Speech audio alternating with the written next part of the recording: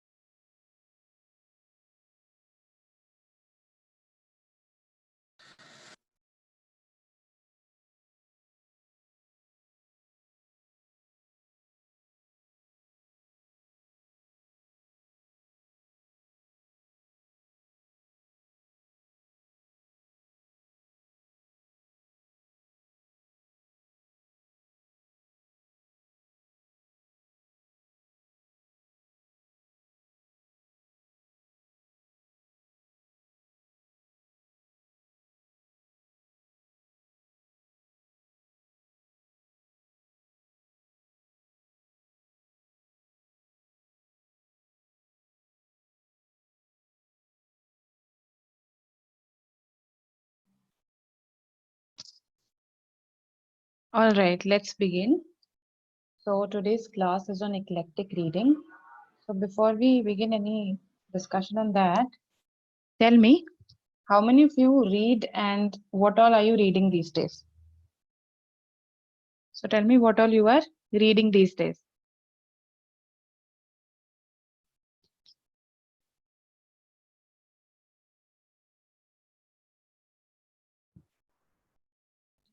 Yes.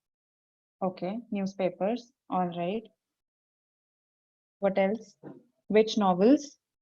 Respond to everyone in the chat. Some books, okay. Right, that's what I'm asking. Which books are you reading these days? Okay. To Kill a Mockingbird, Sapiens, great. Cash 22, Little Women. Wow, Little Women, I just love it. Okay. Jane Eyre, okay. Pride and Prejudice, good. So both Jane Eyre and Pride and Prejudice, they are there in the English Honours First Year Syllabus. John Grisham, Anne Frank, great. The March of Folly, okay. All right. Okay, so I just wanted to check that all of you should be reading something apart from the newspapers, not just the newspapers. Okay? Because right now I understand that you have other commitments also, still you have time, right? So apart from the newspapers, I want you to read one fiction or non-fiction book. Okay? You can choose whichever you want to. Just see that it does not have grammatical errors. It does not have bad English. That's all that I want you to check. Okay. So what do you understand by the word eclectic? When I say eclectic, what do you understand by this?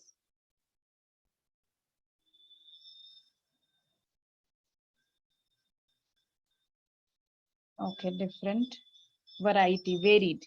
Absolutely. So eclectic means diverse, varied. Okay. So this is the kind of reading that we are going to talk about today, right? Diverse reading. And I need to indulge in diverse reading because my passage can be from any area, from any genre. So I need to be prepared. So today we have passages on philosophy. Okay, then we have one on business and economics. We have one on literature. So this is what we have done today, given you diverse passages from various genres. Okay, so this is what you should also try to do. Let's say you finished one book, right? Then try not to pick up another book that deals with the same subject. Pick up a book that deals with a different subject, different genre, so that you have a diverse knowledge of various areas, right? See, it's not that by reading just one book you can develop exhaustive knowledge of a genre. That doesn't happen. But at least you will familiarize yourself with some terms. So might be those terms only come in the exam. And even if they don't, once you've read a whole book on a particular genre, you develop that confidence that you can deal with this genre now, even if something, let's say, unfamiliar comes from it, right?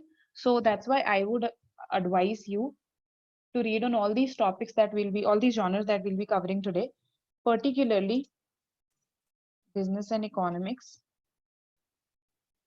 science and technology, history. Okay. Then if you see your if you've seen some of your sample papers, then they have asked you passages that are excerpts from some non-fiction books, right? They have even given you excerpts from stories. Okay, so excerpts from short stories, right? So this non-fiction again could be from any area. So one was about the socio-economic conditions of the people living in slums of Mumbai, right? So the idea being that the topics can be very diverse, right? And therefore, we should try to acquaint ourselves with as many as possible. Okay. So, yes, particularly I've seen these three to be prominent. That's why I suggested these. But apart from that, you need to be aware of various genres, not just, let's say, these three, four, or five. Okay. So, I don't know if it is there now or not, but in your aspiration.ai, there used to be an article. Just check once if it is there. It's called How to Crack RCs with Eclectic Reading. If it is not there, then I remember there is another essay of sorts that talks about how to prepare for RCs in that come in CLAT. Okay. So you can even Google this and it will come on Career Launcher's website. So just go through these ones. Okay. They will give you an idea of the genres that you are required to read. All right. Okay. Now, to develop familiarity with any genre, the best way is to read a book on that genre. If, let's say, you feel that that book has not given you sufficient knowledge or you don't have that kind of time, then the next best way is to read articles on that genre, right? Okay, let me mute you all. Hmm. So the next best thing is to read articles on that genre. So 10, 15 articles on any genre that you're not comfortable with will make a world of a difference, right? Try that once. What I'll do is I'll give you some articles from art today. Okay. Although it's not a very common topic, but it is something that you are unfamiliar with. Quite a few of you are unfamiliar with. So I'll give you some articles on that. And after reading it, you yourself will feel that it has made some difference to your knowledge of art. Okay, so I'll give that to you as homework. Right. For now, let's begin with your worksheet. Let's talk about some genres that are given there.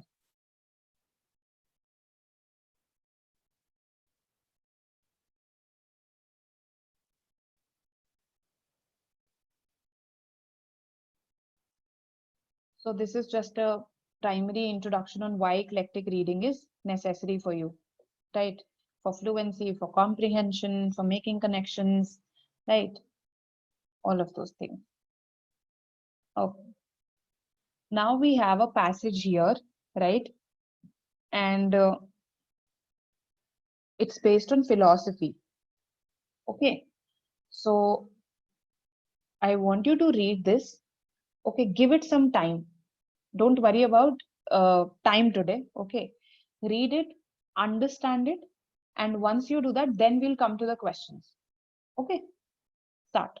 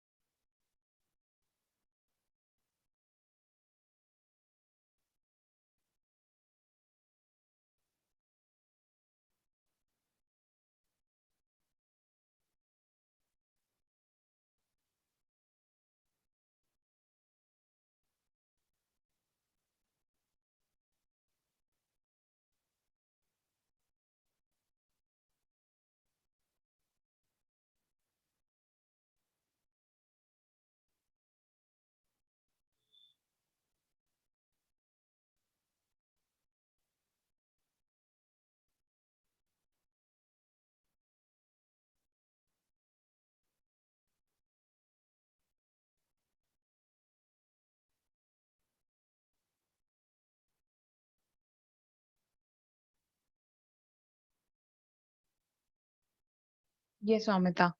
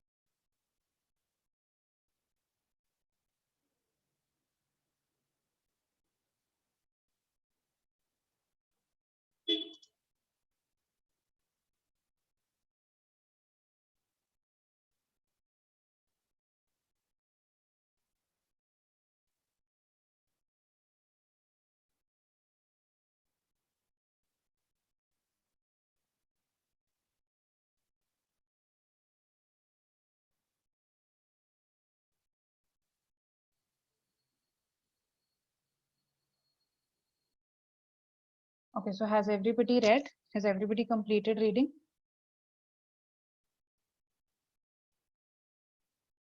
Okay, now I'm coming to the questions, right? And I'm launching a poll. So mark your answer for question one.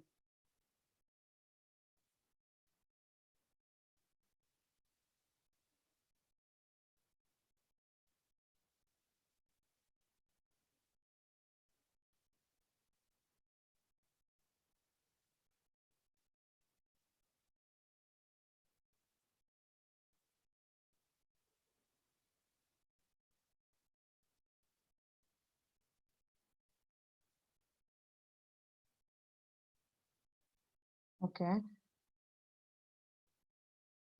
13 of you have still not answered. Be quick.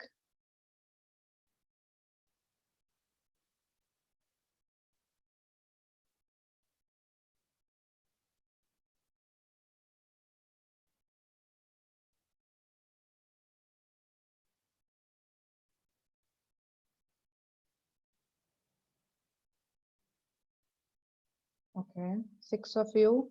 Those who have not answered, mark something. This is an anonymous poll. All right. So I'm ending the poll now. It's been a minute. Right. So most of you say C, and yes, C is the answer. Okay. The author talks about the fact that they, so for, I mean, here in the first paragraph, that you can see that this in the positive scientist of the 19th century. So what can you see?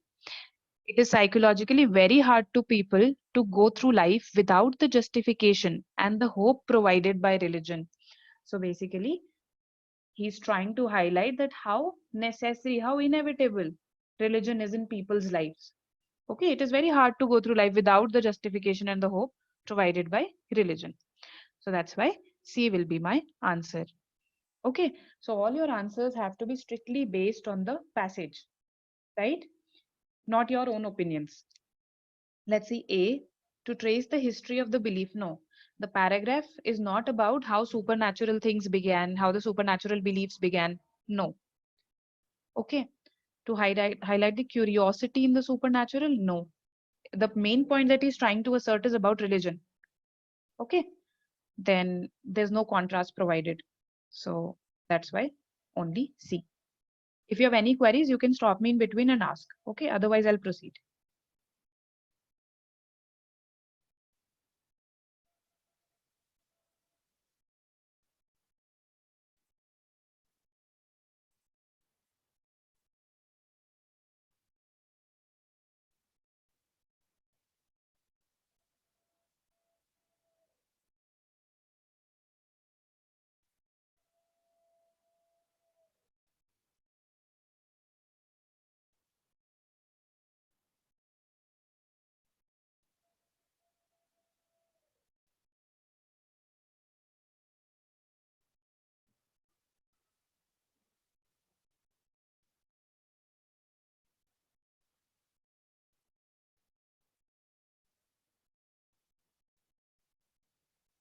Okay, so 35, 36 of you have answered, and by now, ideally, all of you should have answered.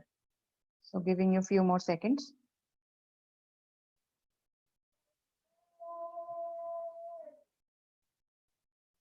Great. 44 out of 49 students have answered, and I'm showing you the results.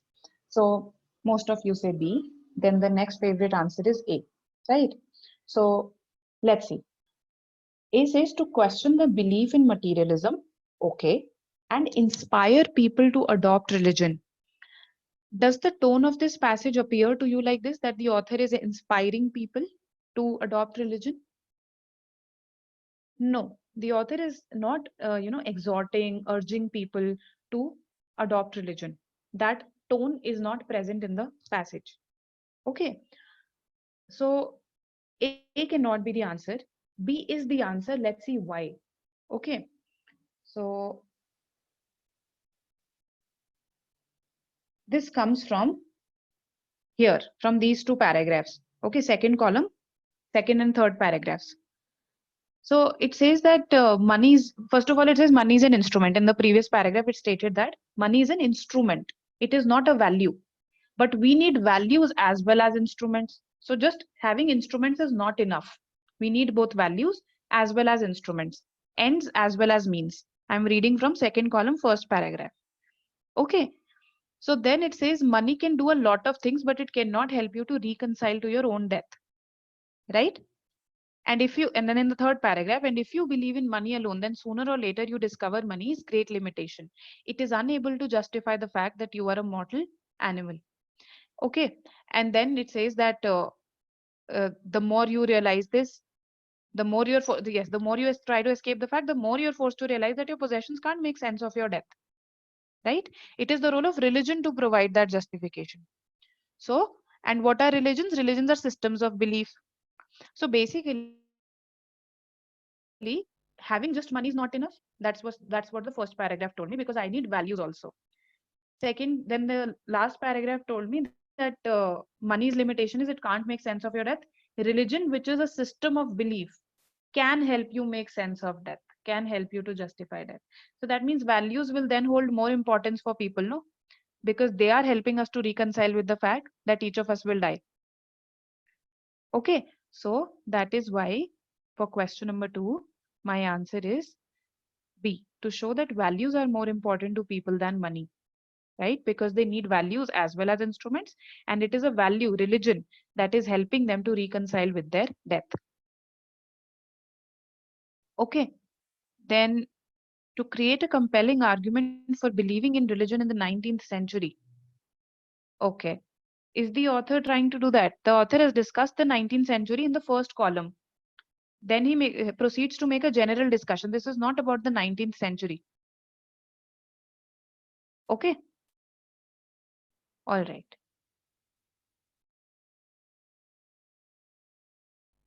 So there were just two questions based on this passage, right? The whole point was that uh, you should be able to read abstract passages. So this passage was not talking about a particular what do I say, material thing as such, right? It discussed values, religion, the concept of money, the role of money in a human being's life, such questions. So these are all philosophical questions. Okay, questions about our existence, questions that delve deeper into the various values around us. They are philosophical questions. Okay, so anybody who found this difficult to comprehend?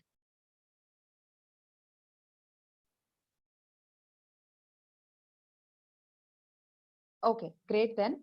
So I'm suggesting a page to you, philosophynow.org. Okay, it's a philosophy based blog, and has some very good articles on various philosophies, right? In case you are able to, I mean, take out the time, and I think that you should. There's a book called Sophie's World. Okay, anybody who has heard of it or read it? Sophie's World? Okay, then read it. Okay, so Sophie's World, what it does is it uh, it shows a 15-year-old girl, and there is this teacher who's trying to teach her trying to teach philosophy to her. So he simplifies things for her. He demonstrates things to her so that she understands better. Okay, and it's a very interesting book. It simplifies all the classical philosophers for you, some of the modern Western philosophers for you. So you'll gain a lot of knowledge about philosophy, various philosophies. Okay, all right.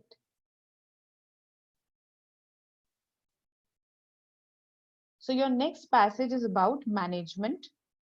Let's see all the passages. This one is a little lengthy. So let's see what others are there. Okay, literature is there. Anthropology is there.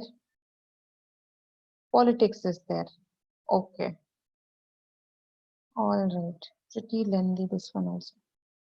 Right, then let's proceed in a serial order only. Right, I thought if there is some passage that's shorter, we'll do that first.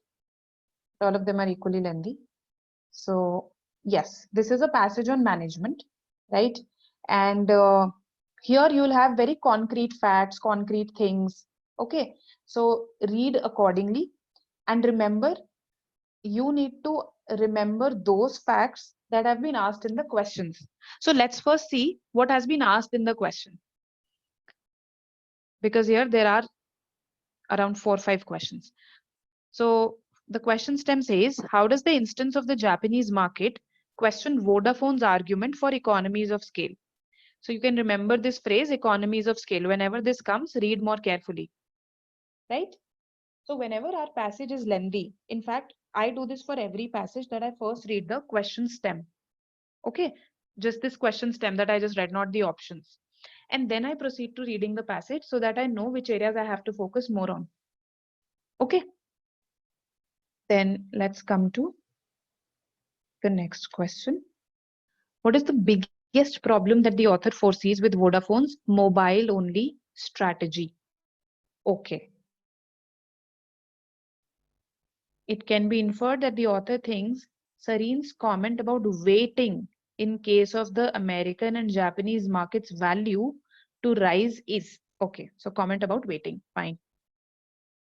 Then, when it comes to the idea of convergence, so that means convergence will be talked about in the passage. Vodafone believes. All right, so we have 4 questions. We've already read them. Now let's read the passage. Start.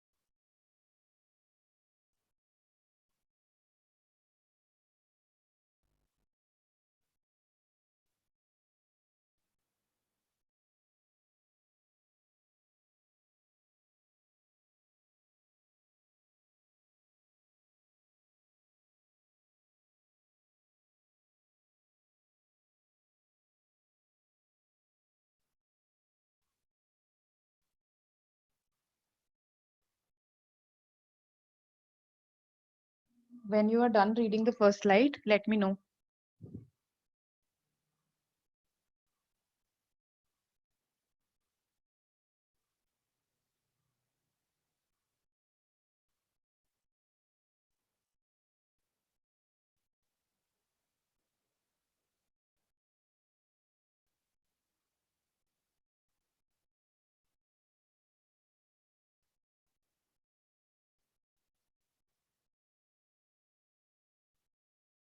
Can I move to the next slide?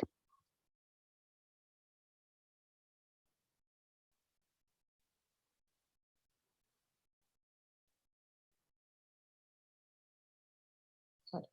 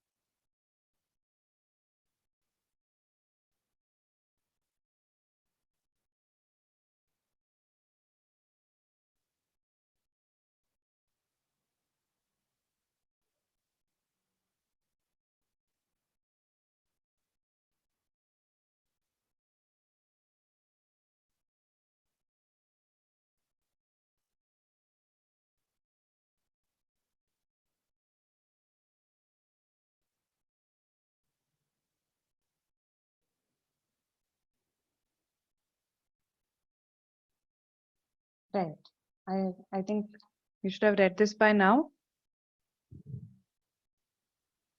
So can I turn the slide?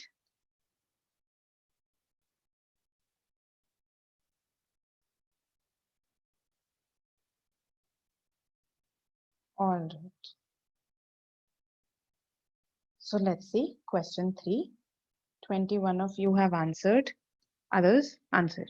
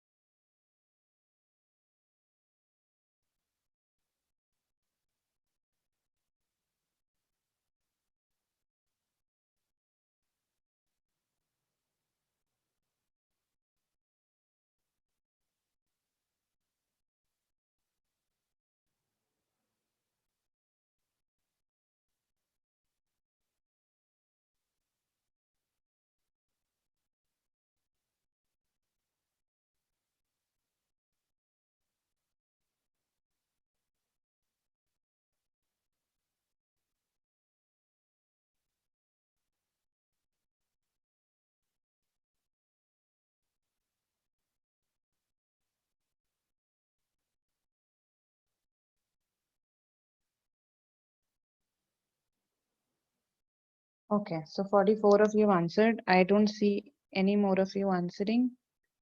I'm ending the poll and showing the results.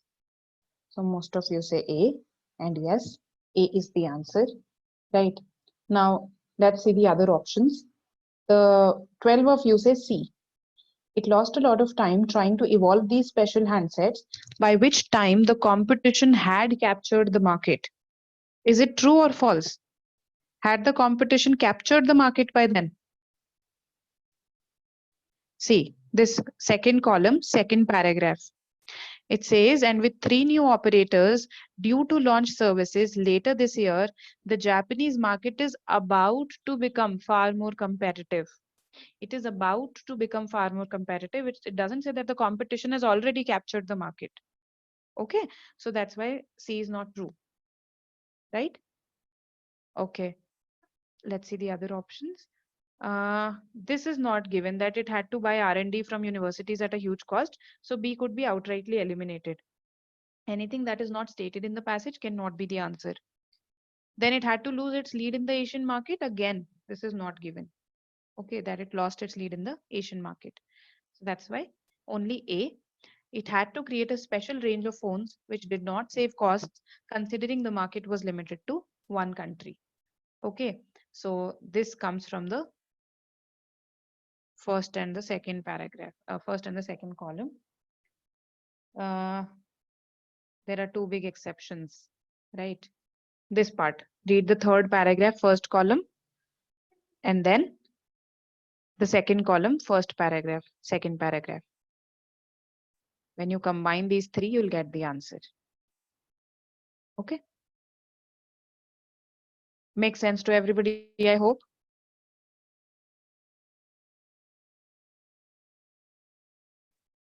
All right.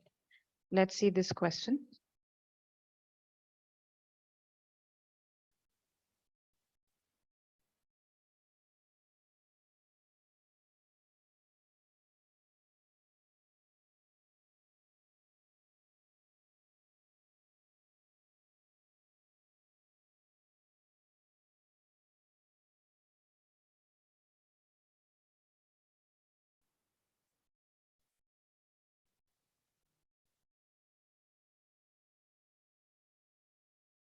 Mark your answer based on the passage. I think many of you must also have the sheets already or worksheets. So in case you're not able to keep up with the slides or you read faster, you can read from your sheets.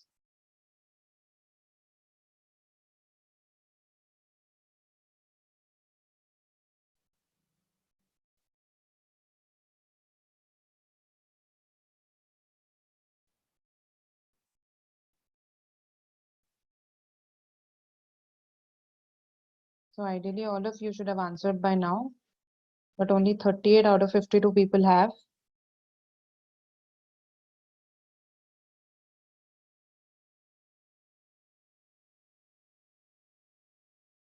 All right, ending the poll, showing you the results. So I've got 40 votes here, and these are the results. Most of you say B. Okay. Then 5 of you say A, 4 of you say D, and 3 say C. All right. B is the answer here because the passage talks about bundling. Okay. In the context of this mobile only strategy.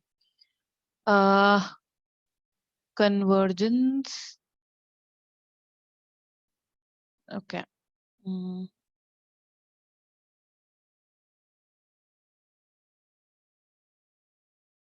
so many times open.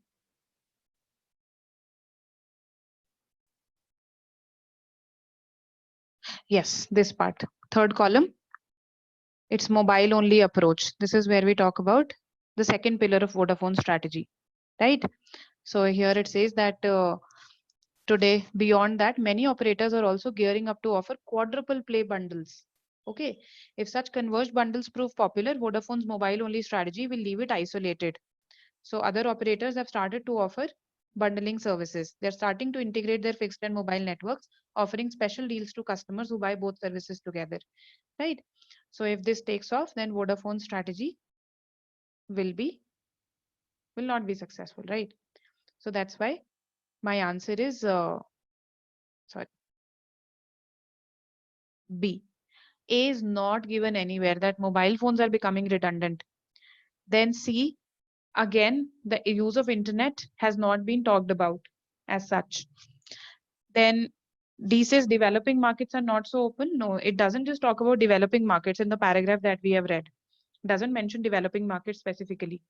So that's why B is my best choice. B is the answer.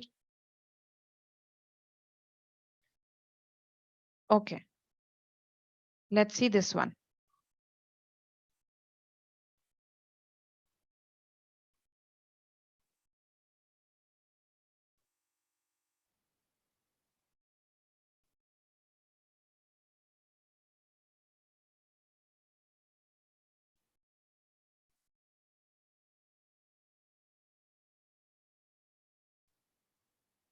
You've read all the options A, B, C, D. Let's go back once, right, and see what Sareen has said. Okay, so Sareen says here, what we have to do is keep these assets in the fold until there is clear visibility of value that we can take home to our shareholders, he says. In other words, he just seems to be waiting for the right time to sell. In other words, he just seems to be waiting for the right time to sell. Now mark your answers.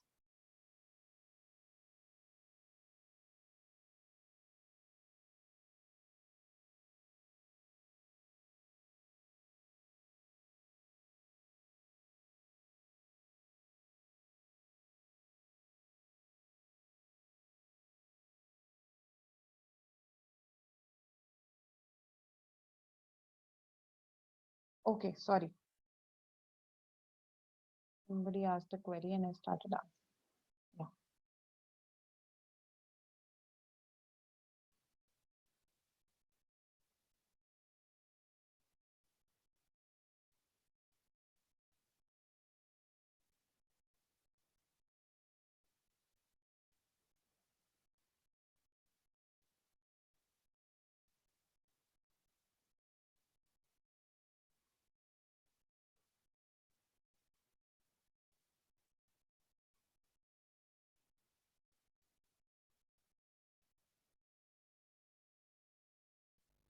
Okay, 10 of us have still not marked the answer.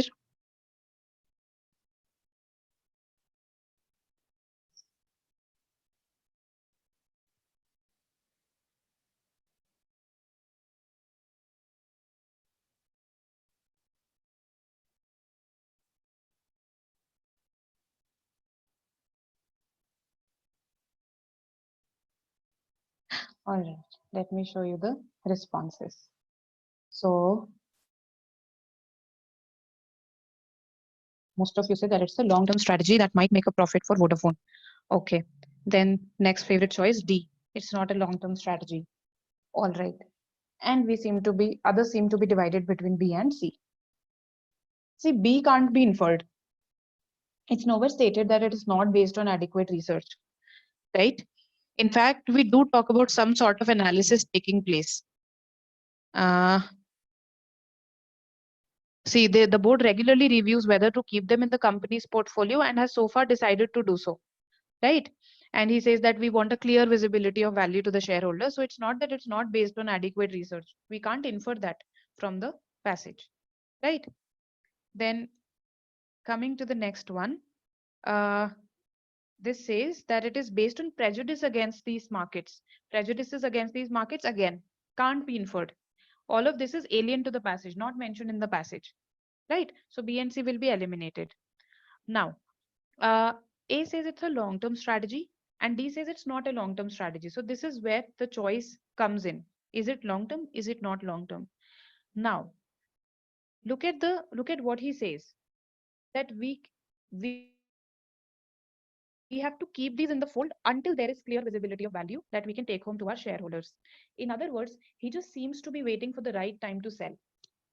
So in case you own a house and you just seem to be waiting for the right time to sell, then is selling the house a long-term strategy for you or a short-term strategy, a near-term strategy? Tell me.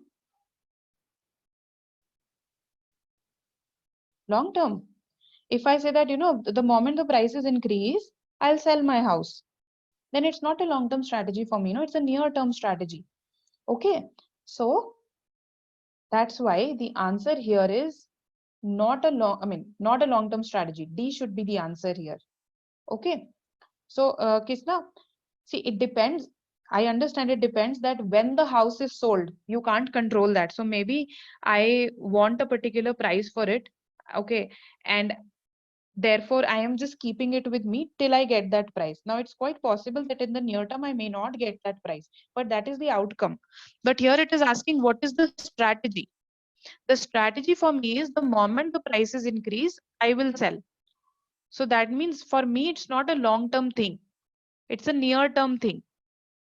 वो outcome उसका क्या होता है, वो कब cell होता है, that will depend on the circumstances.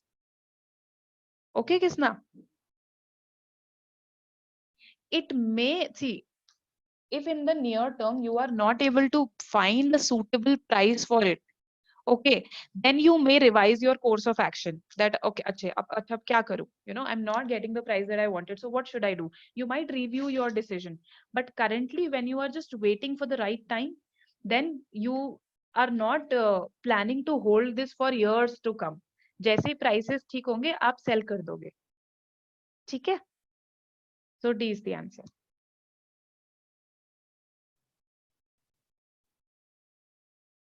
All right. Let's see this. Convergence mentioned in the last paragraph.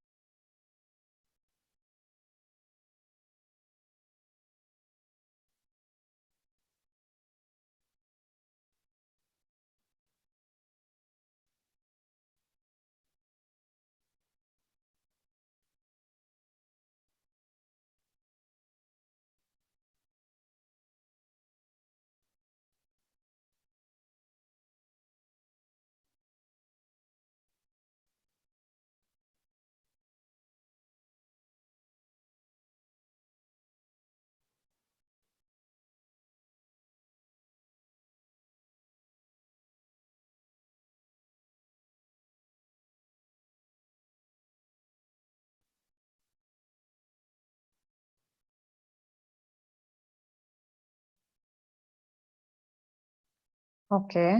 So by now, all of you should have answered this. In case some of you are confused, then we can go back. What of the suggestion that Vodafone's mobile-only strategy will be undermined by convergence? It is very early days, says Mr. Serene. We are dubious whether customers really want all the things that people are imagining that they want. That is his comment. So, what does Vodafone believe then?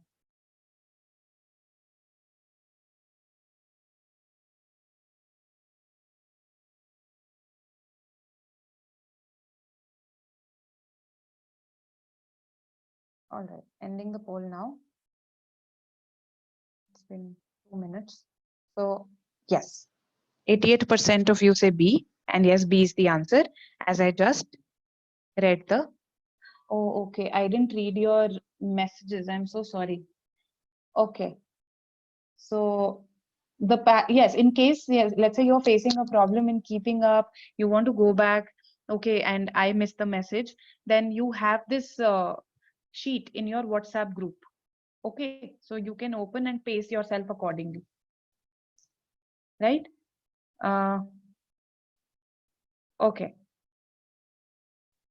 All right, then for you, I'll paste it for everybody, okay? So right now, actually, there are multiple tabs open. There was a poll also open, and that was hiding the chat box. That's why I didn't see your comments. All right. So here the answer is B, Bangalore, as clearly as can be clearly inferred from Mr. Sareem's comment that it is not clear whether customers really want all the things that people are imagining that they want. Okay. All right. So A and D, ahead of its time, no, he doesn't say that. And will be a reality in the next decade. Again, he doesn't fix a timeline. The matter of time before companies. No, that's not what Vodafone has said. Okay. So B is the answer. All right. So this was on business and economics, right?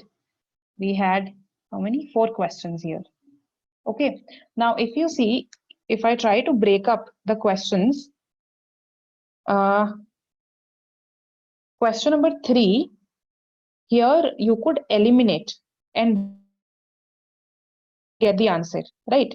B and D could be easily eliminated. For A and C, you would need to check. Okay, you would need to go back and check once that, okay, what is the answer? But again, it was not a very indirect question, right? The answer was there in the passage, in a specific area of the passage. Okay. Biggest problem, again, the answer lay in a specific area of the passage. Now, this was an inference question. This was an inference question. You had to assimilate the information that was there in the passage and then form your opinion on it. Okay. And so basically, you had to conclude something, and the conclusion was not your personal opinion. It had to be based on the paragraph, on the passage. right? So this is called an inference conclusion question, right? Okay, and then this was again a direct question only based on a specific area. So this is how questions in CLAT also look like. Okay, if there are 5 questions, there are definitely 2 to 3 direct questions. Okay, there is in fact one vocabulary question also, as I've seen in your sample papers, right? There is one vocabulary question also. Then sometimes there's a question on the central idea of the entire passage, the crux of the passage, the main idea of the passage. Okay, so you have a good mix of direct and indirect questions, with quite a few questions being direct. So if you've read the passage carefully, if you remember which paragraph the answer lies in, you should not face much difficulty, even if, let's say, the field, the genre that comes is not very familiar to you, right? Okay. So yes, for business and economics, what you can read, let's talk about that. So the area is so vast that reading one book will not summarize all the terms for you, right? So what I would suggest is that whichever newspaper you read, do read its business page regularly. One thing, right? Now, for some of you who are not from a commerce background, a lot of terms are going to be new. So what I would suggest is that every day pick up 2 to 3 articles, right, from the business page, and then read them carefully. If you notice any new term, then just search for it once, right? So focus on these 2 to 3 articles every day. That way you will develop some vocabulary of this area, right? So business page is there. Then in case you want to read magazines also,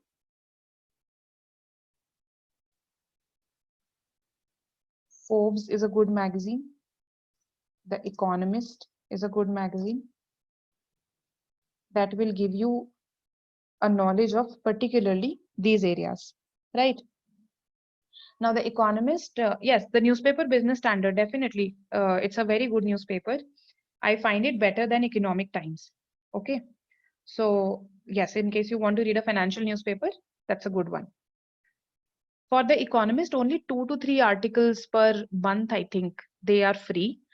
Apart from that, you will be charged. So, you don't need to buy the subscription as such. Just read those 2 to 3 articles only. The idea is to read as many articles on this subject as you can. Okay. So that you become comfortable with it gradually. All right. So this was about business and economics. Now, this is very interesting, a very interesting passage. Okay, even though the topic is literature, it's basically about George Orwell and his views. Okay, so this is what this is about. So read it like a story. If you do that, then you'll not feel a thing in this passage. The language is very easy. Okay, so again, tell me in the chat box once you're done with the first slide. Those who feel their reading speed is faster or slower can refer to the sheet if they have them. Okay, otherwise I'll also turn the slides. Start.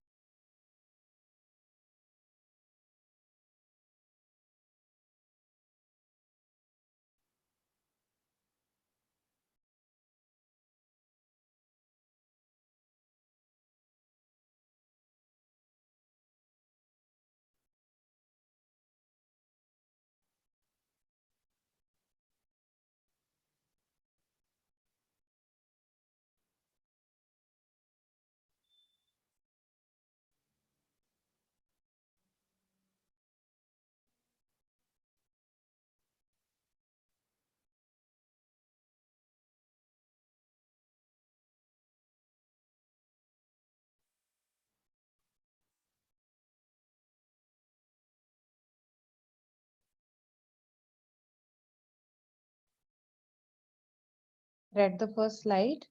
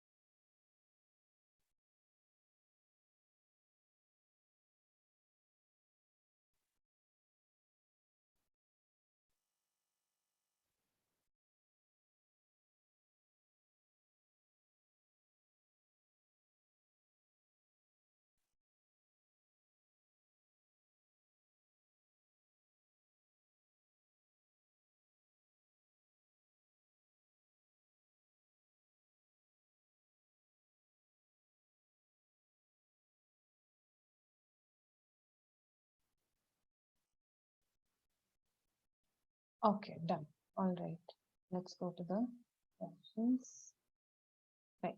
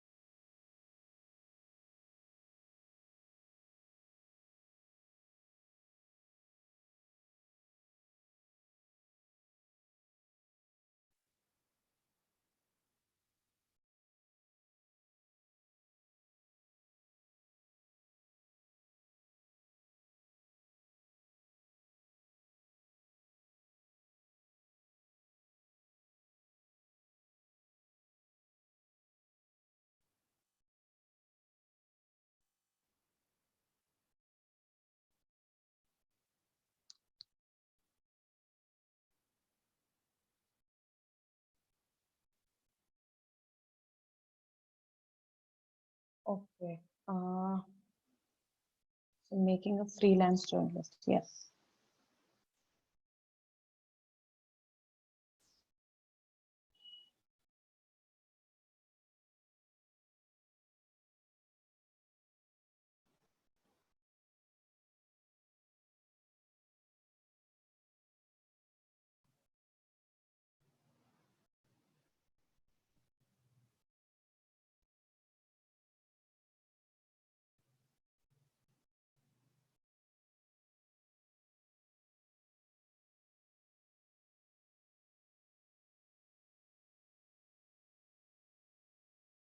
Right. The responses have stagnated at 41. I am ending the poll and showing you the results. Okay. So, so basically it's about Orwell's comment about making a freelance journalist into an editor and why it is wrong according to Orwell. So this comes from the second column, right? Orwell says it is too like taking a convict out of his cell and making him governor of the prison, right? So you are taking a convict out of his cell and making him a governor of the prison, right? So somebody who was earlier controlled by the prison is now controlling the prison, right? So that's why he says that this is wrong. It would entail switching roles with someone whom you have been controlled by, right? So the controlled now becomes the controller. That is what is happening. A switching of roles is happening. Okay, so that's why B is the answer. Now let's look at the other options. A, the new editor would be a loose cannon after years of being a free spirit. Loose cannon means a person who causes unintentional harm. That person is a loose cannon, right? So here from this discussion, uh, so he doesn't say that he would unintentionally cause harm. He just draws a comparison that if you make a freelance journalist an editor, it will be like taking a convict out of his cell and making him the governor of the prison. So no such thing has been mentioned that he would cause unintentional harm to people. Okay, that's why he is not the answer. A journalist can never think like an editor. Again, Orwell doesn't go to this extreme. Okay, Orwell doesn't go as far as saying this. Okay, he simply talks about authority. Earlier you were the governed, now you've become the governor. That's the thing that he has talked about. Okay, monetary incentive not that this has not been discussed at all. Okay, so that's why B is our answer. Is this clear, Madhav?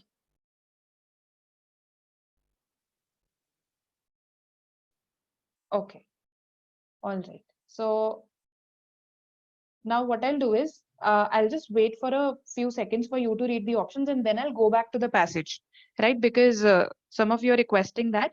So let me do that for every question. So read the options here, then we'll go back to the passage.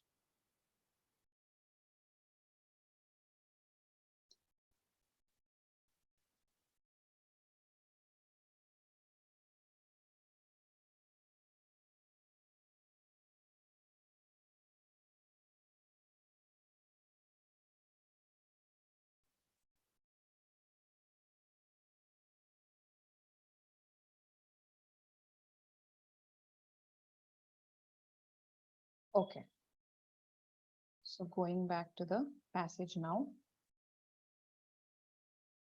Right. So yeah, this is the page where you'll get the answer.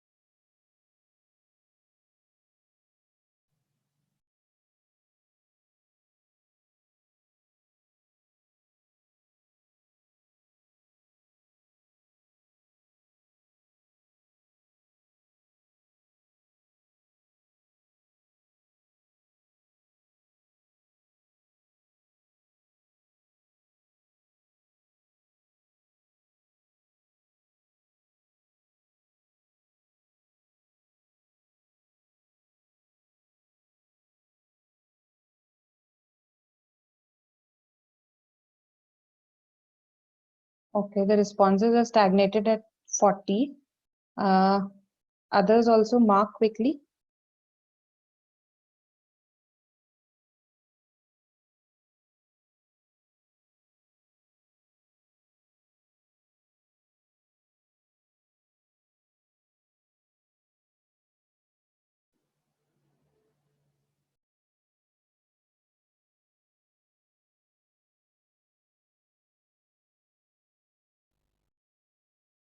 Okay, so let me show you your answers.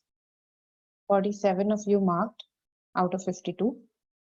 35 of you say C, and this is the correct answer, right? So basically, you could infer this from here, this part. So he talks about one particular newspaper that habitually cuts his The Observer, for instance. So he says that it regularly cuts my articles without consulting me if there is a last minute shortage of space. In writing for papers like the Evening Standard, I have had things not merely cut but actually altered. And of course, even a cut always modifies the sense of an article to some extent. What really matters here is whether or not one is dealing with a civilized and intelligent paper. So that will decide whether the alteration made is very big so as to change the meaning, okay, or it is just small, right? So that you can do with that cut or that alteration. So that's why C is the one that can be inferred from here. Okay, the brand name of the paper, no, that is not the issue here. That is not what he has discussed.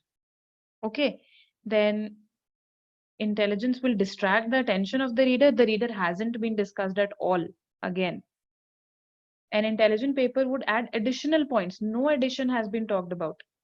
Okay, only deletions and modifications have been talked about. So that's why C is our answer. Clear to everybody?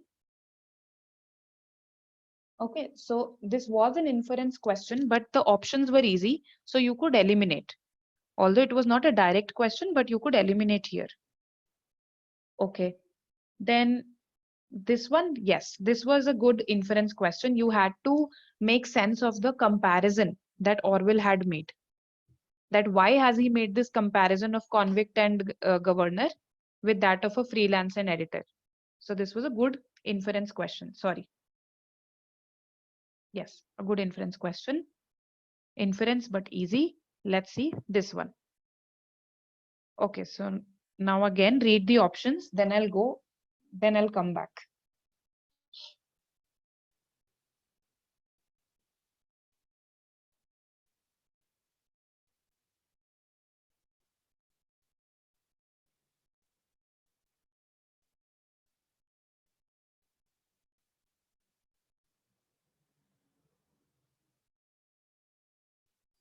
Cynical means having a negative outlook, right? Now going back.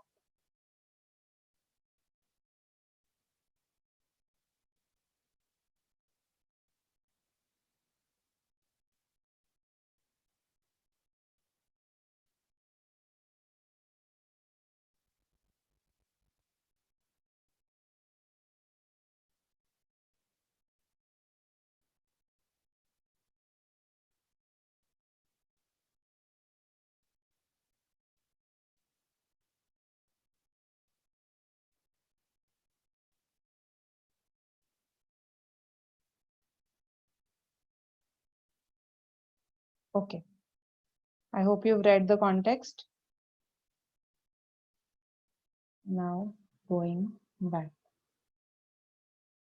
Hmm.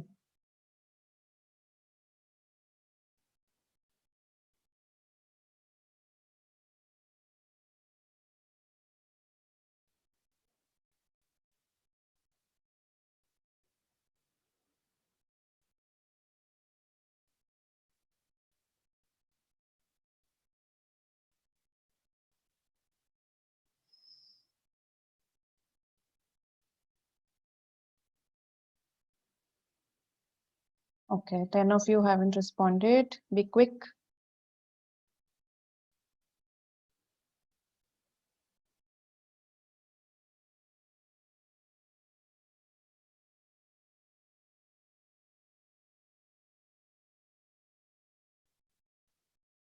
All right, let me show you your responses.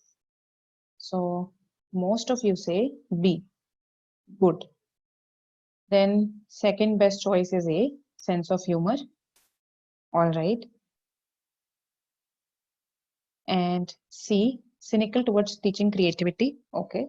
D cannot be inferred at all. D was something that you should have eliminated in the first glance. He is not being generous in this comment. This comment is clearly meant to taunt, right?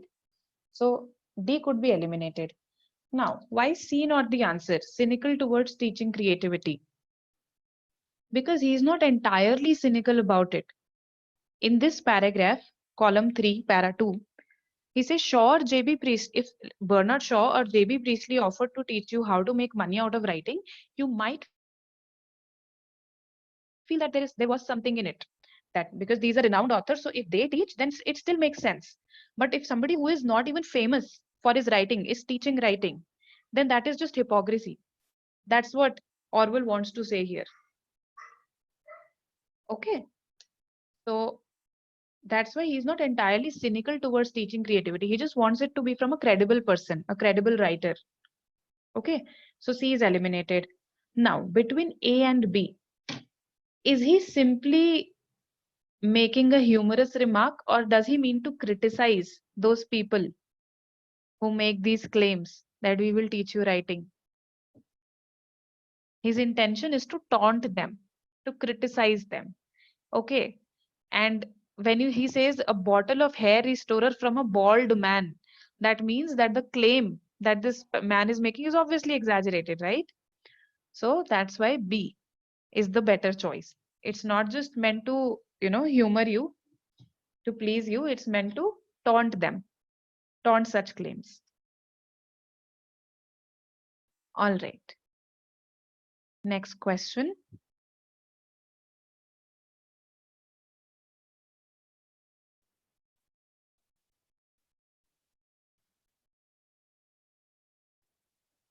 Vendetta means,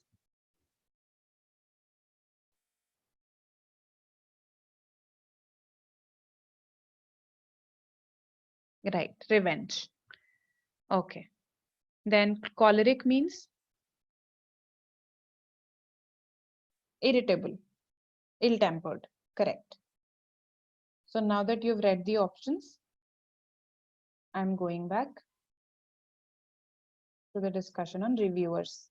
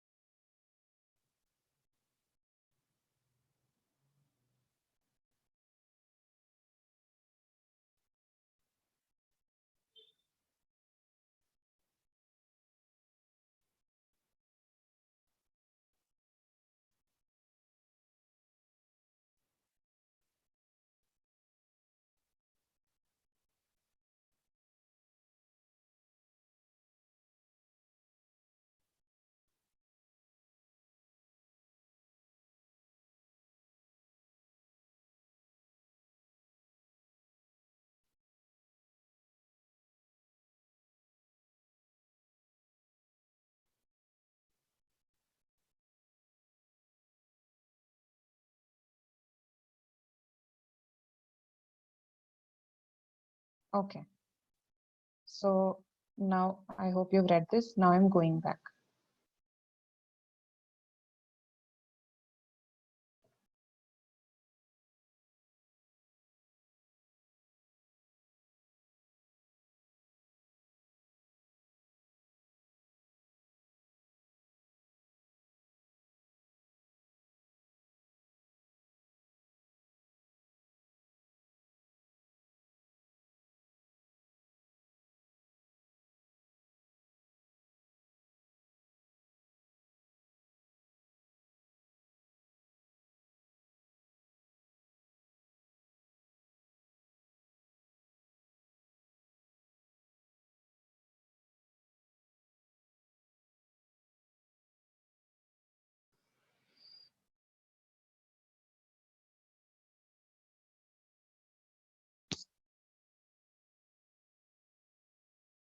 Okay.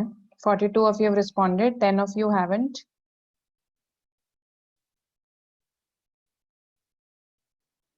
All right, let me show you the answers.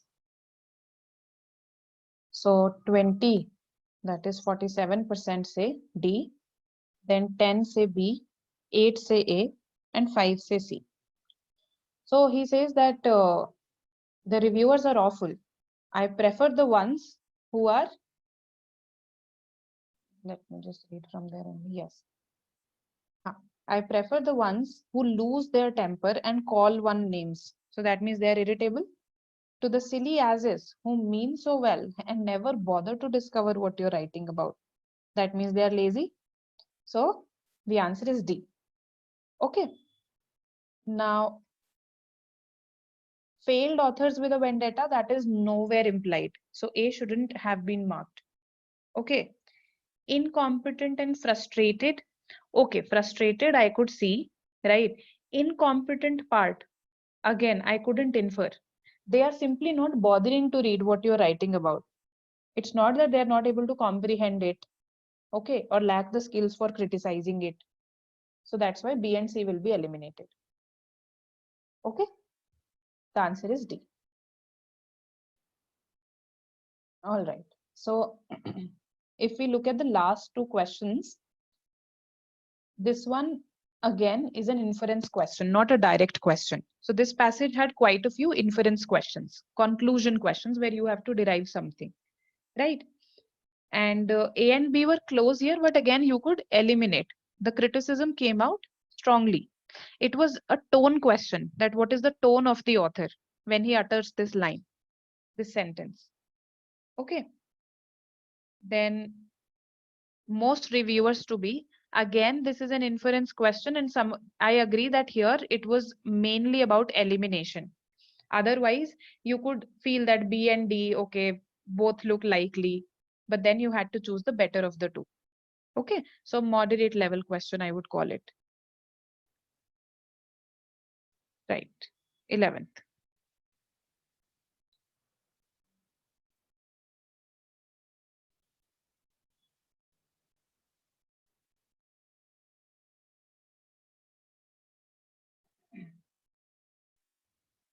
So I hope you've read the options.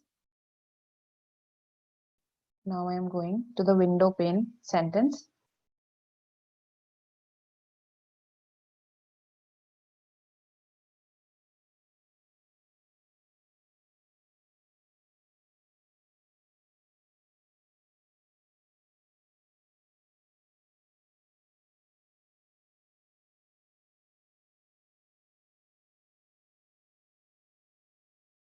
Okay, so it's column 2, first paragraph.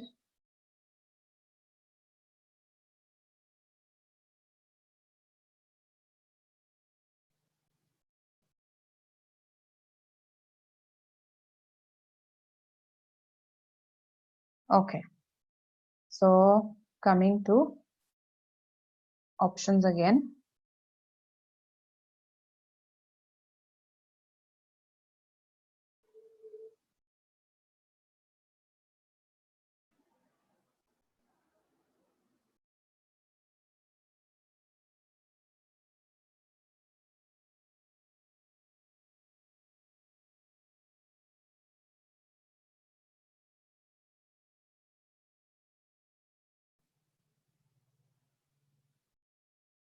Mark quickly. 13 of you are left.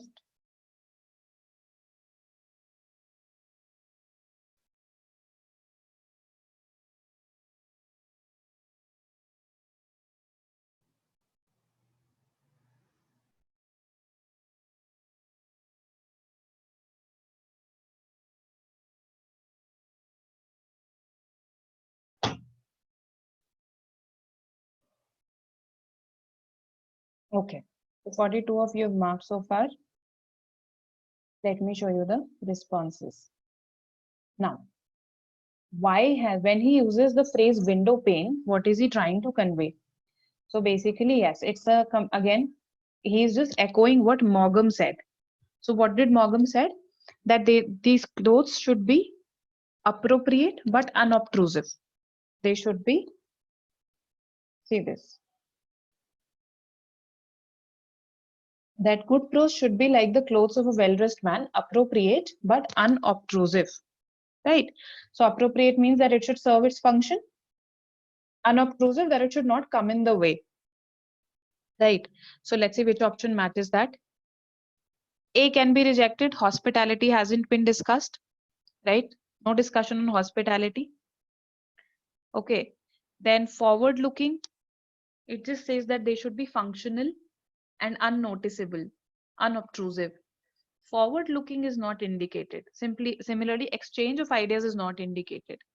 Okay, how will you exchange ideas through clothes anyway? I mean, the simile won't make sense if we mark B as the answer. So C, functional and noticeable. That should be the answer. Any query in this one? Functional and unnoticeable? Okay. So again, an inference question, a conclusion question, but it was from a specific area. You just had to read it and comprehend it. All right. So quite a few questions from this passage, right? 1, 2, 3, 4, 5. Okay. So out of these 5, how many did you get correct?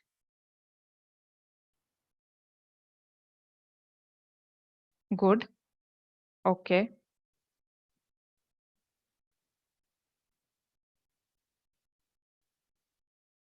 Okay. So at least 3 questions were doable, right? 3 questions you could have marked by elimination, right? Even if it were an inference question, you could have marked it through elimination, right? So if let's say the accuracy is less than 2, then we need to attempt more passages. So right now this is your second class only. So it's perfectly possible to get a low accuracy in the beginning, right? You will see an inflection happening after you've, let's say, practiced some 30 odd passages. Okay. After that, an inflection happens, right? Your accuracy improves. So yes, for literature. So I was just looking at your sample papers, that which all books have they given excerpts from as passages. So I found quite a few non-fiction books here, right? Uh, like there is a history book, The Wonder That Was India. So from this you have a passage, right? Then there is a book called Chronicles on Our Troubled Times by Thomas Piketty. Again, there is one from there. So this is about business and economics.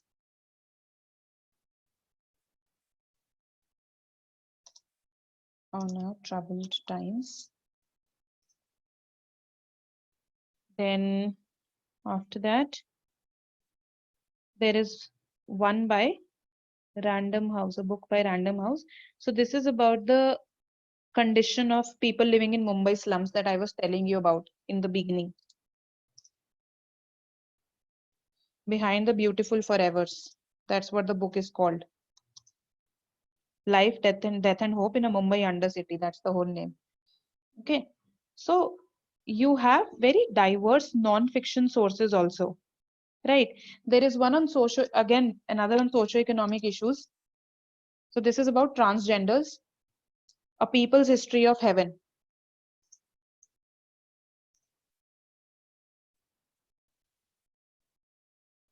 So what I can see that there are quite a few non-fiction sources. So I would suggest that you read non-fiction books. Okay. And novels are also good because because in the previous sample paper than the one that I'm seeing, there were excerpts from short stories, right? So even novels, short stories, they will help you. But as you can see, there are quite a few from the non-fiction area. Okay, right. So, and if you see the topics, one is history, one is business and economics, two are socio-economic issues.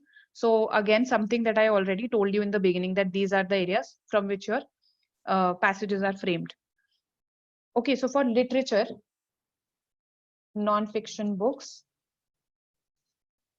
I think I've already suggested some to you earlier. Let me reiterate those. So Sapiens, as one of you is already reading. Okay, then you suggest me some non-fiction books apart from this.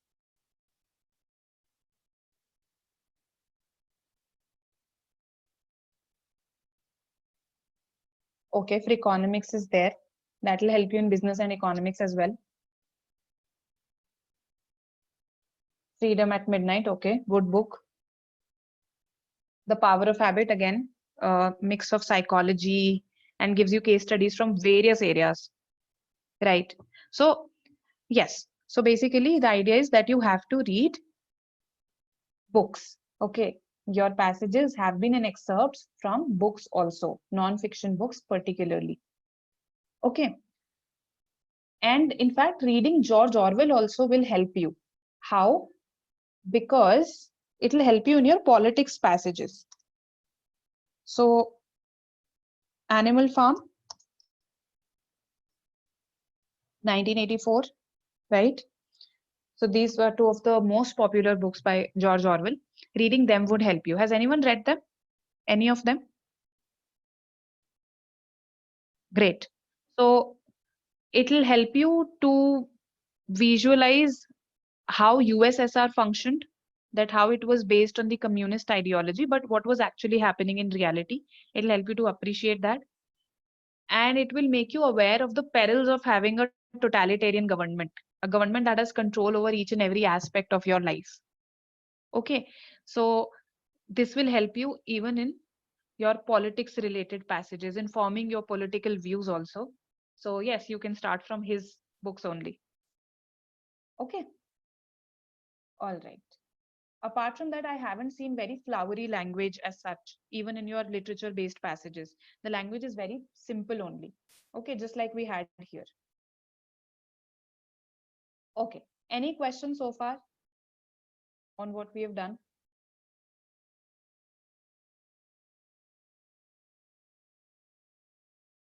All right. Yes. Websites to read. Okay. To read books. Acha, you want to download books from there, right? Okay. So there is one called LibGen. I think it's libgen.io. Just check once. Okay, Google once. So EPUB is a format, no? It's a website also. So I find a lot of books here on LibGen. Okay. So Nitya has suggested EPUB. Also, Project Gutenberg. All the famous books, the older books, in fact, you can get here on Project Gutenberg's website. Okay. So these are the specific sources that I go to. Apart from that, I simply Google. Okay, the title, free PDF download. This is my approach. Okay. Your phone's mobile data is turned off, so I can't help you. So yes. How much time should you take? Okay, so currently the passages that we have given you, these are lengthy passages. In your exam, you will not get such lengthy passages. See, the idea is that we want you to be used to reading longer articles, longer passages, so that when shorter ones come, you don't face any problem, right? Ideally, the size of your passage, if you see if we have an online exam, then of course the size of the passage should be such that it can fit on one slide. So on the left hand side, you usually have your passage, on the right you have the question. So normally it's 500 words. Okay, 50 words plus minus, right? So 500 words, that's the word limit. Okay, then you have approximately 5 questions, 5 to 6 questions. In some of your passages, I have seen 7 questions also. So 5 to 6 questions, So let's say this way you have to attempt 5 passages or 30 questions in all. As we have seen in your sample paper, there have been 30 questions in the English section. So we suggest that you should be able to wrap this up in 30 minutes, not more than that. 30 is your upper limit. Okay, I would give you a range of 25 to 30 minutes. Right? And if out of, let's say, 5 or 6 questions, 3 are direct, then your job becomes easier. And if you see your sample papers, 3 questions are direct in almost every passage. Okay. So yes, this should be your approach. Yes, in ALET also you have passages. In your SLAT also you have passages. So passages are there in every exam.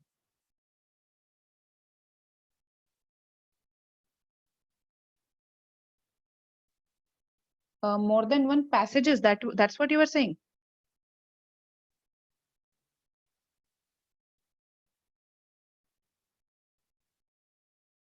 In LSAT also, yes. So there, yes, in ALET, yes, it depends. So some years you just have one long passage, some years you have two passages. Okay, so it varies from year to year. What I would suggest is that in case you want to know about specific exams, just do this. That go for a quick Google search. So for instance, ALET 2018, 2019, whatever, exam analysis. Just type this and you will get uh, the websites of a number of coaching institutes, career launches also. That will give you an analysis of the exam that, okay, how many questions from RCs, all of those details are available. Okay. Aditya, yes. So in CLAT, I'm talking about specifically the sample papers that have been released. 3 sample papers have been released so far. There haven't been separate vocabulary questions. The vocabulary questions have been a part of RCs only. So there would be one difficult word, let's say in the RC, and then later on a question would be framed from it. Okay. The RC book that I mentioned, which one did I mention?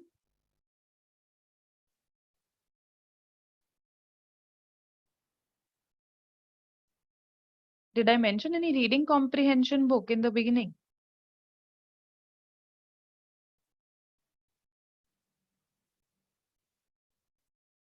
No, Adya, I didn't.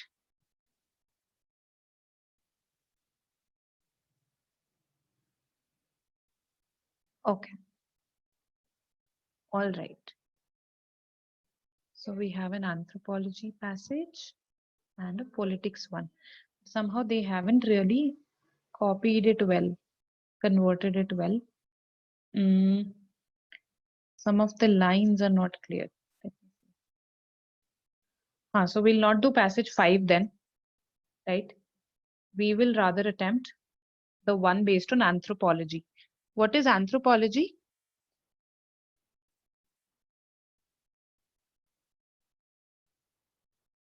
Yes, so I just said that for RCs, acha. I referred articles. There are 2 articles. How to prepare for RCs in CLAT. There is this article. Uh, which group are you a part of? Any WhatsApp or Telegram group that you're a part of? I can send those links there.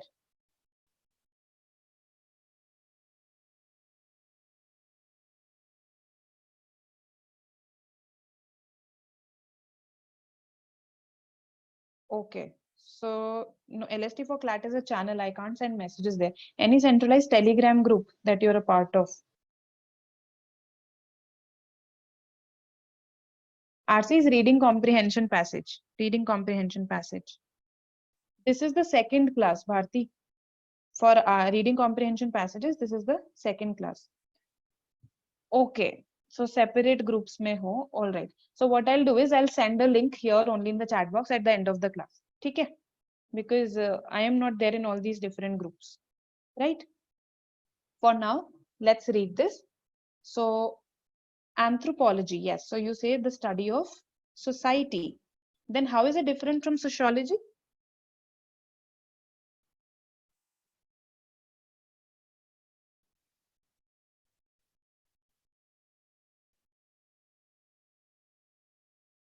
Hmm. If anthropology is the study of society, as you said, how is it different from sociology?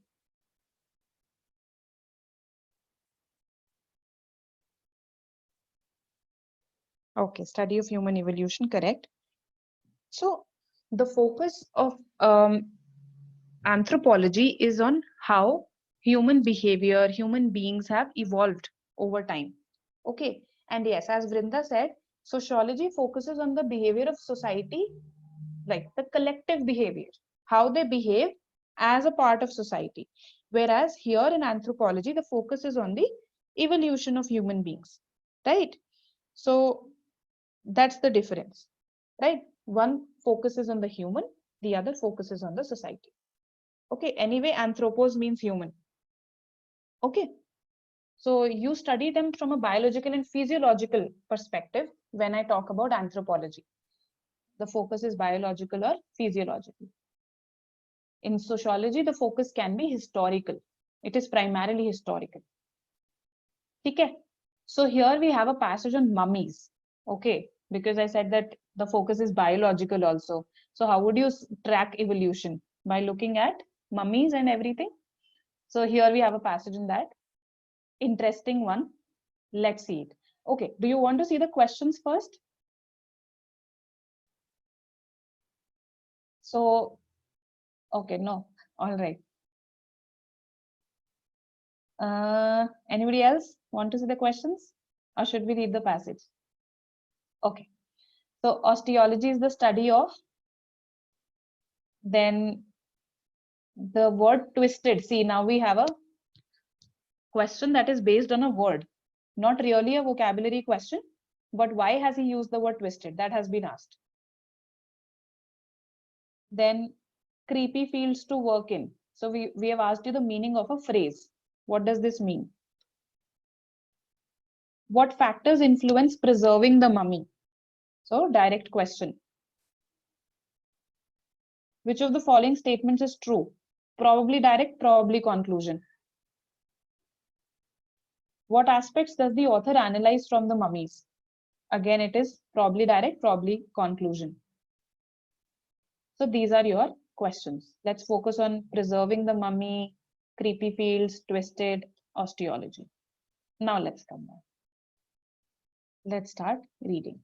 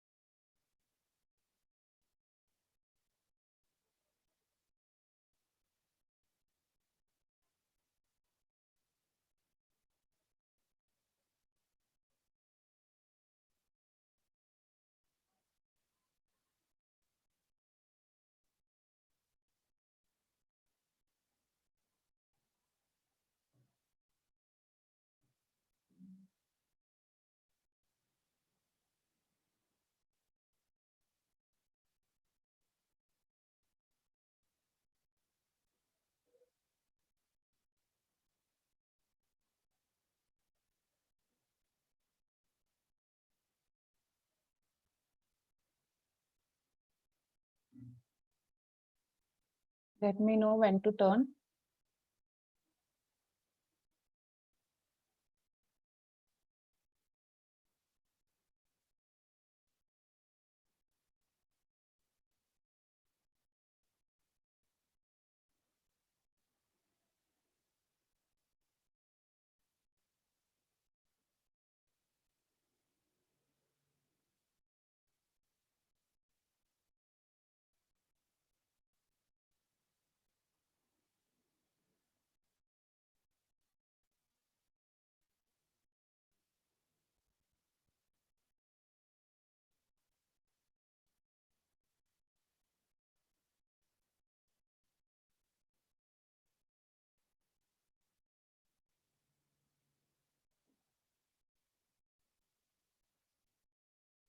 All right.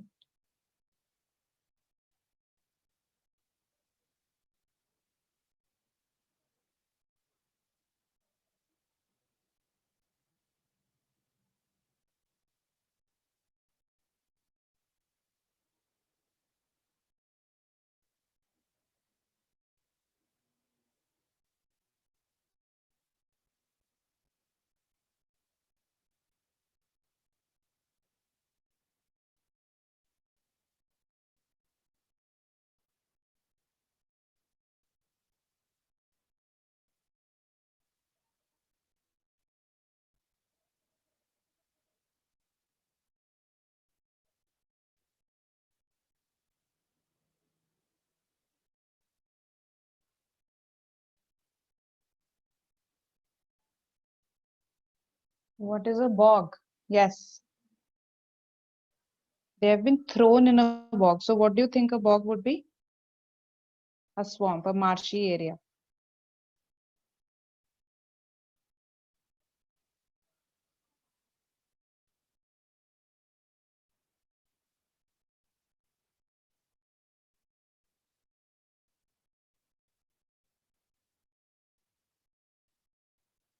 Read this?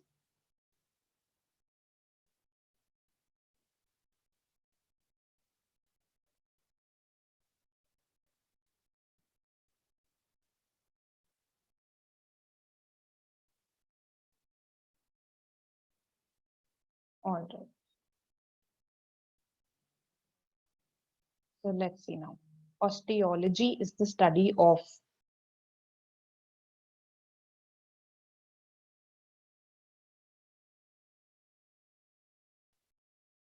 Let's see where it has been mentioned. I think in the beginning, concentration is placed on areas of osteology, including skeletal analysis and structure. This is a vocabulary question also.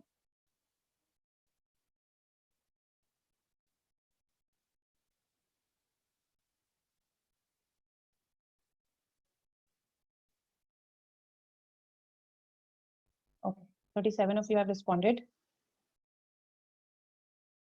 All right, ending the poll, showing you the result. So most of you say C, 84%, and yes, C is the answer. Osteos means bones, logy means study. Osteology is the study of structure of bones, not human fossils.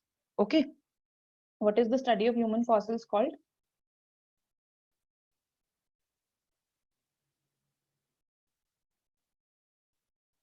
Hmm.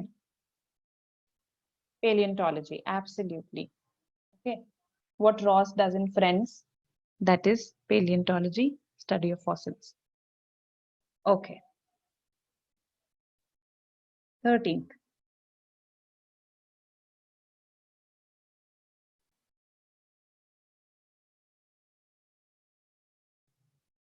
Twisted was mentioned in the last sentence only.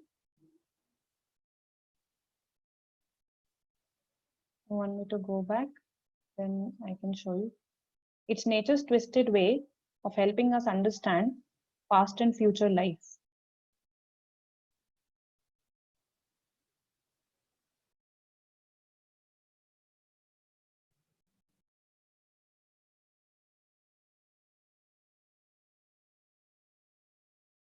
All right. So, yeah.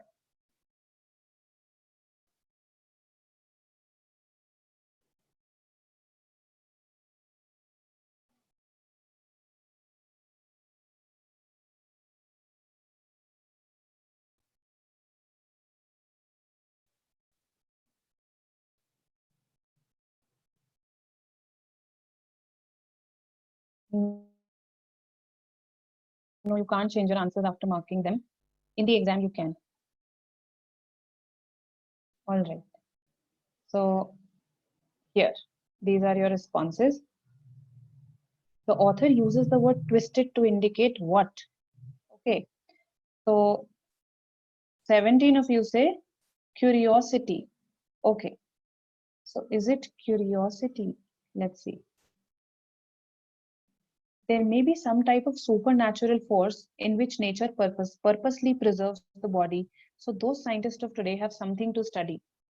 It's nature's twisted way of helping us understand past and future life. Right?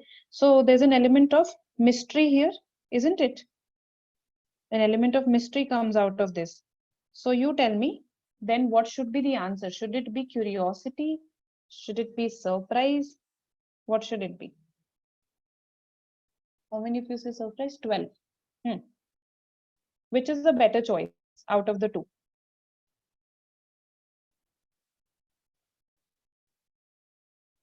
Okay, again divided. So here he says it's, when we say supernatural, when we bring that element, okay, so there is mystery to it.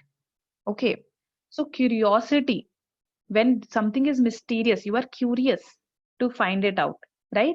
That's why D is a better choice than B. 12 of you have marked B, 17 have marked D. D is a better choice. Okay. The author isn't surprised, the author is curious. Okay. So, fear, disgust, no. No fear or disgust has been indicated. Okay. Mystery has been indicated. So, curiosity. Mysterious novels make us curious. Okay. Curiosity always brings surprise. When I call something twisted, it's not nature's surprising way, it's nature's curious way of helping us understand the past and the future. Not necessarily, yes, curiosity would bring surprise, right?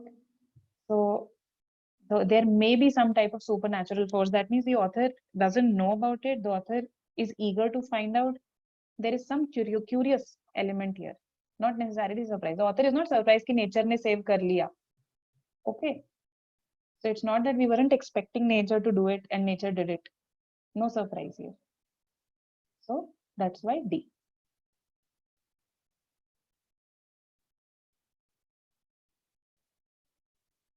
Right. Anticlimactic end. Uh, Vague.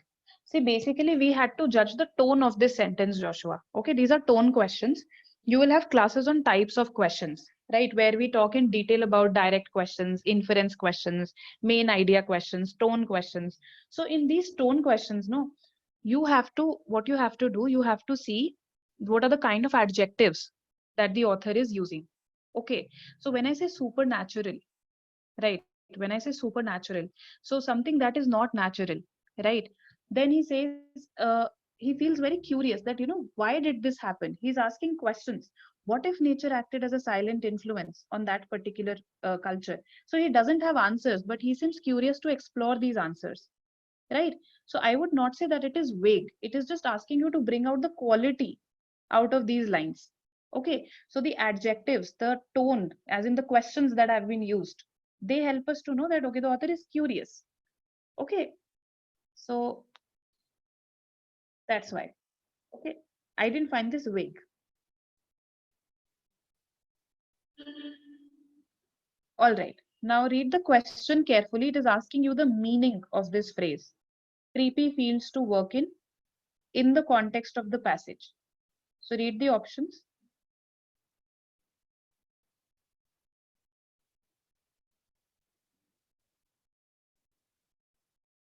Right, so I'm going back.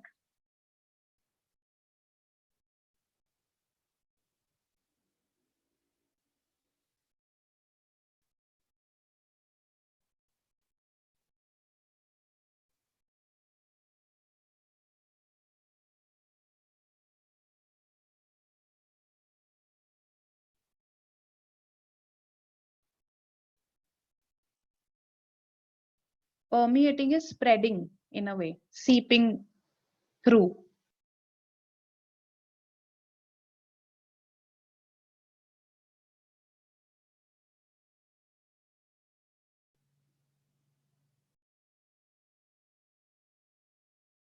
Okay. So you've read the idea where he says, I don't have the stomach to be around the dead. Column 2, second paragraph.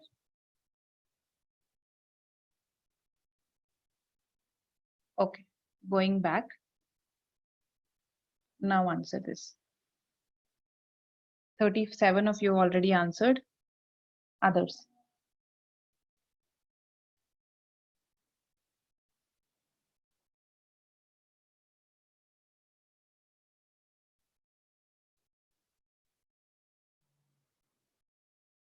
Okay. Let me show you the results.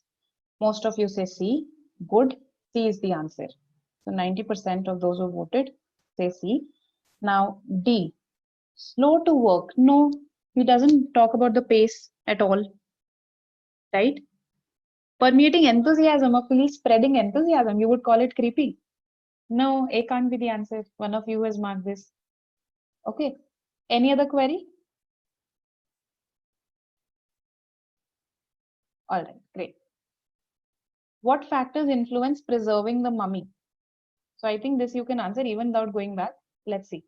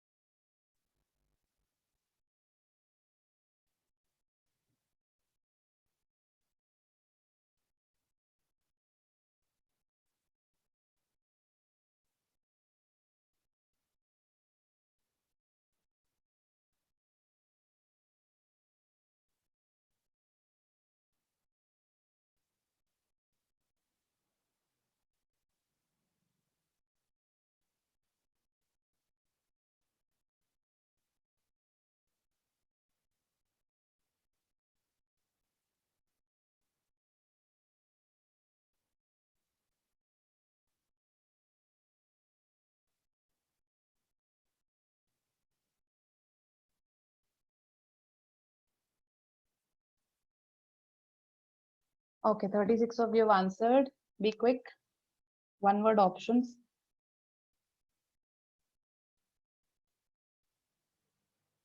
All right. Let me show you your responses now. So 74% say A. Yes, you want to preserve the mummy. So bacteria, does it help in preserving things? Yes, that would cause decomposing. So would moisture. Torrid temperature is what kind of a temperature? Hot temperatures are torrid temperatures. So even that won't preserve. So A is the answer, freezing. And this is a direct question. It was mentioned somewhere in the passage, in the beginning only. Okay. You can find out where it is. I don't remember. Huh. Something about yes. Okay. Anyway. So yes. Now, which of the following statements is true? We have two such questions here. Let's see the first one.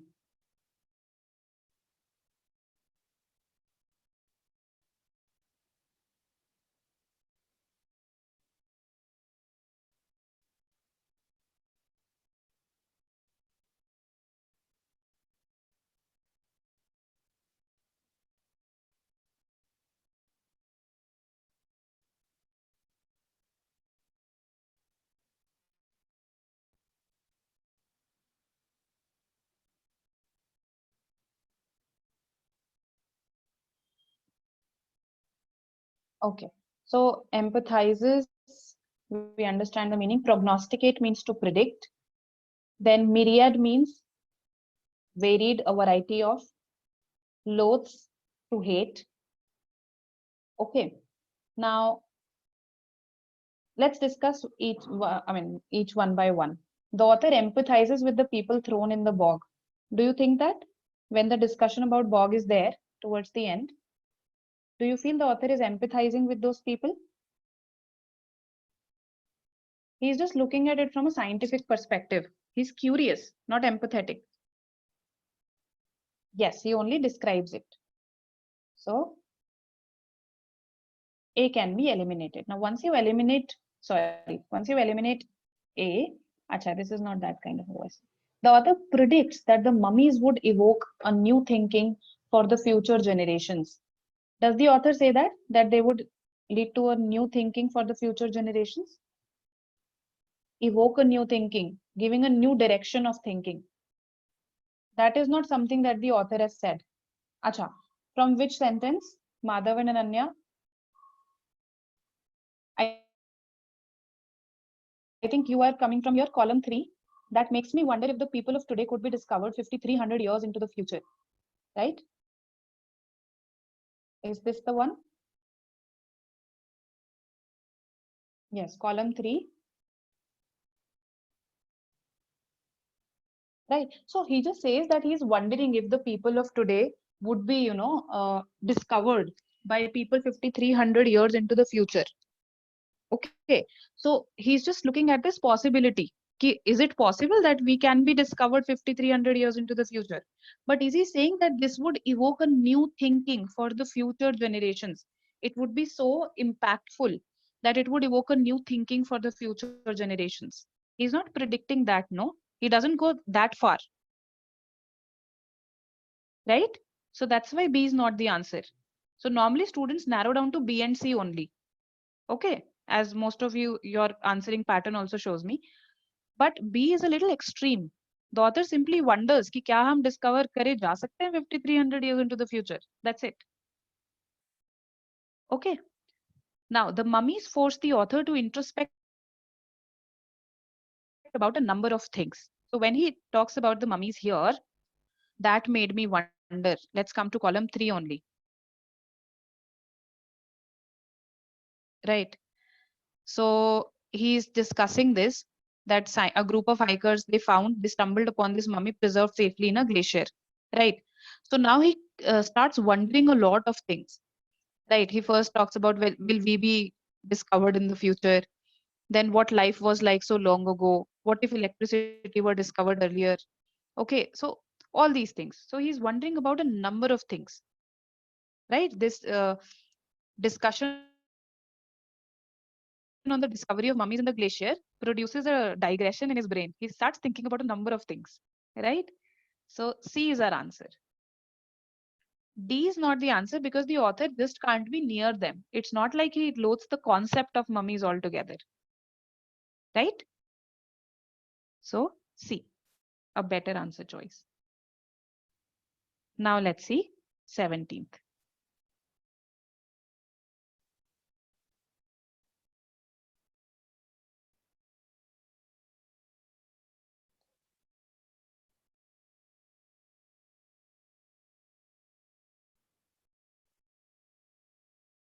Read the options.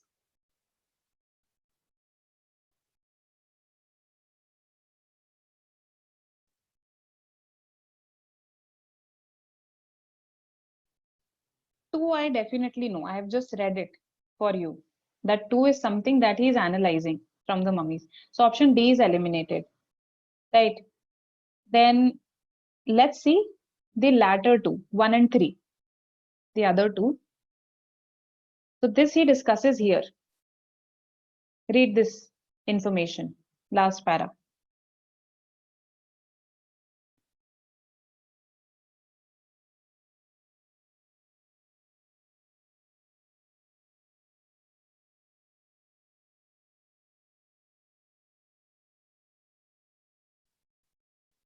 Read this area. Now let's go back to the question. Right. Now tell me. 31 if you have responded out of 48. Others also please respond.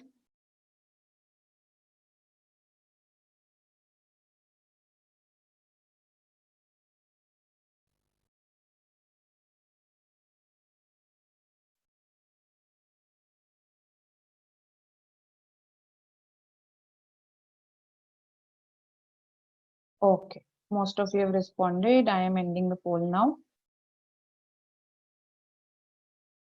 and showing you the results. Good. 64%, 29 of you say A. All three can be inferred. Okay. Two, I just showed you what if we could, I wonder if we could be discovered 5,300 years into the future. The influence of nature on a particular activity, this is clearly here. What if nature acted as a silent influence on that particular culture, persuading the group to place people in these bogs? Okay. Then after that, in the very next line, he says that there may be some type of supernatural force in which nature purposely preserves the body. So those scientists of today have something to study. So nature is enforcing this activity, isn't it? It purposely preserved the body so that scientists of today could have something to study, could study something. So all these three can be seen from my passage. All these three the author analyzes from the mummies. So that's why A is my answer. Okay. Any query in this?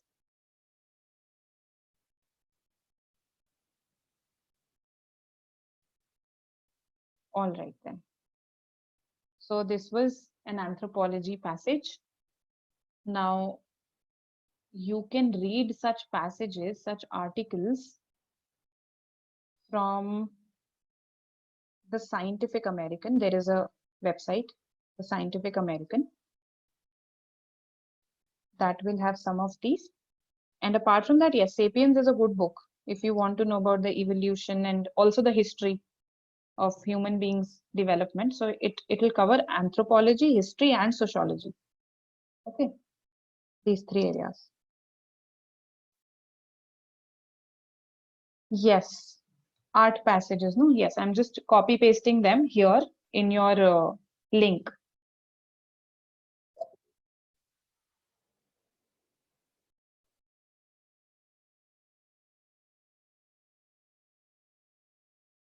So these are of a moderate to difficult level.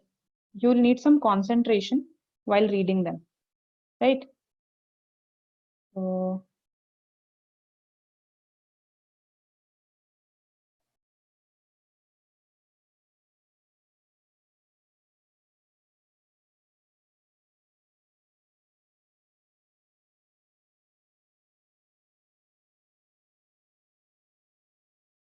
wait, what just happened? Something else got.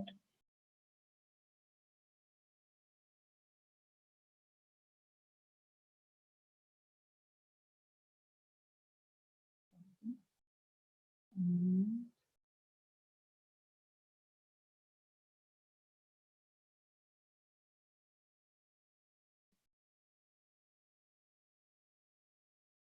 Aditya, right now I would suggest that you practice from your aspiration.ai. So first complete CL's material and then you can go to other sources. And yes, you can start with your sample papers, your CLAT sample papers.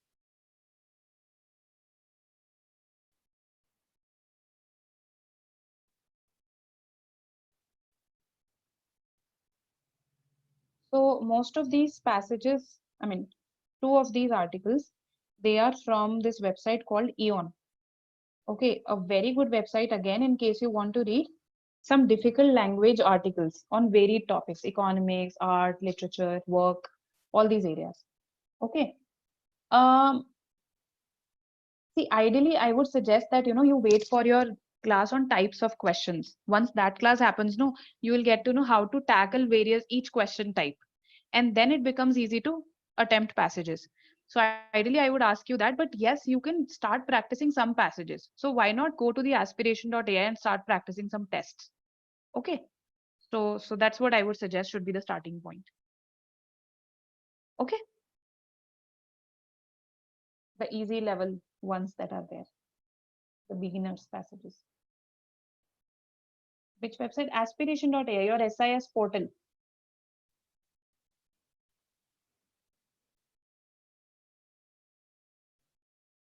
Student information system. That's the one.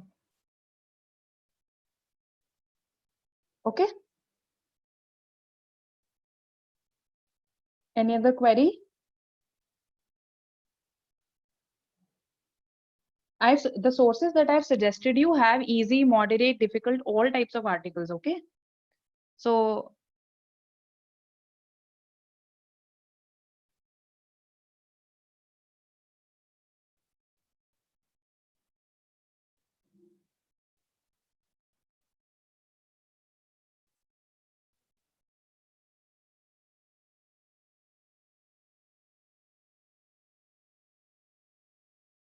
all right. See you in the next class then.